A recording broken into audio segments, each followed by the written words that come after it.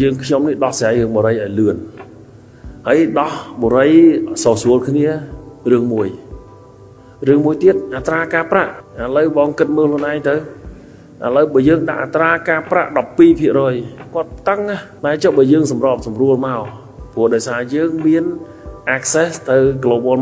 capital ក្នុងអត្រាការប្រាក់ទាបអញ្ចឹងតើយើងអាចសម្របសម្រួលមកក្នុងមួយបាក់ 7-8 ឲ្យគាត់អត់ព្រោះយើងត្រូវរៀនរស់ជាមួយគ្នាទាំងធនាគារទាំងអតិថិជនទាំងអ្នកខ្ចីនិងអ្នកត្រូវបានខ្ចីយើងត្រូវរួមមួយទៀតធ្វើម៉េចឲ្យអត្រាការប្រាក់ក្នុងកម្រិតមួយឲ្យគេដកដង្ហើមបានដែរអញ្ចឹងបើអ្នកអស់នឹងគាត់សល់លុយគាត់នឹងនាំពូនកូនគាត់ទៅហូបបាយគាត់ទៅលំហែគាត់ទៅទិញឡានអាហ្នឹងសេដ្ឋកិច្ចយើងធ្វើជុំសម្រាប់ខ្ញុំនេះគឺជាការរៀបចំផ្ទះសម្បែងការតាក់តែងសេដ្ឋកិច្ចរបស់យើងធ្វើម៉េចឲ្យលុយនឹងវាហូរយើងត្រូវដើរចេញពីគិតថាឲ្យខ្ចីលុយចំណេញខ្ញុំគិតថាឲ្យខ្ចីលុយចំណេញហើយរស់ទាំងអស់គ្នា